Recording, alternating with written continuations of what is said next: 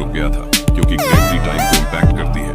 जितनी ज्यादा ग्रेविटी होगी उतनी कम टाइम की स्पीड होगी। ब्लैक होल के अंदर आपके लिए कुछ पल थे, बाकी पृथ्वी पर सबके लिए हजारों साल बीत चुके थे। तो मेरे जैसे आपको भी उस समय दिलचस्पी है तो वीडियो को लाइक करें।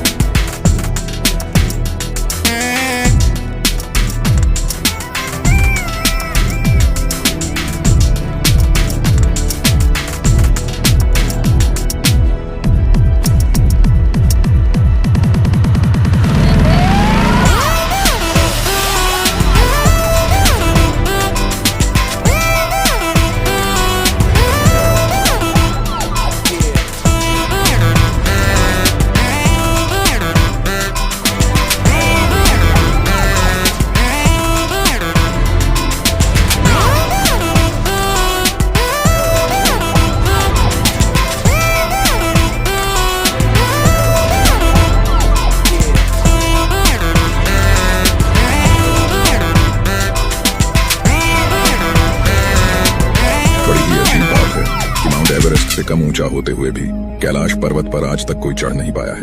कैलाश पर्वत ट्रांस हिमालय श्रेणी में लगभग 6638 मीटर ऊंचा है। हिंदू धर्म ग्रंथों के अनुसार ये स्थान हिंदू धर्म में सबसे शक्तिशाली देवताओं में से एक भगवान शिव का निवास स्थान है। लेकिन कैलाश पर्वत पर चढ़ने की कोशिश करने वाले साइबेरियन पर्वतारोहियों के साथ जो हुआ उसने पूरी दुनिया को हैरान कर दिया। इन साइबेरियन क्लाइंबर्स ने जब कैलाश पर्वत पर चढ़ाई की तो कुछ ही दूर चढ़ाई करने के बाद इन पर्वतारोहियों के साथ कुछ अजीब और रहस्यमय घटनाएं घटने लगी।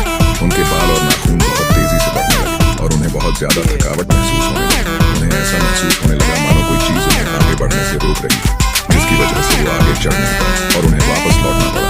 घर लौटने के बाद सभी की उम्र बहुत तेजी से बढ़ने लगी और एक एक करके कुछ ही समय बाद इन सबकी रहस्यमयी तरीके से मौत हो गई। ऑस्ट्रेलियन स्काई डाइवर फीलिक्स बाumgartner, ये वो पहला इंसान है जिसने 14 अक्टूबर 2012 को स्पेस में जाकर वहां से जंप लगा दी थी।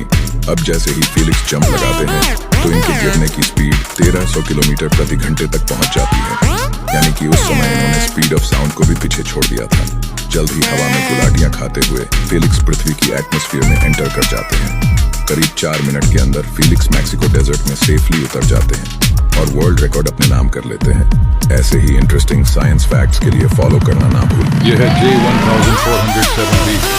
आप लोगों में से बहुत सारे लोग इससे वाकिफ होंगे, लेकिन क्या आप लोगों को पता है ये शनि की तुलना में असली लॉर्ड्स ऑफ रिंग्स है। इसकी वलय प्रणाली यानी रिंग शनि से लगभग 200 गुना बड़ा है और 120 मिलियन किलोमीटर चौड़ी है, जो पृथ्वी से सूर्य तक की दूरी के लगभग आसपास है।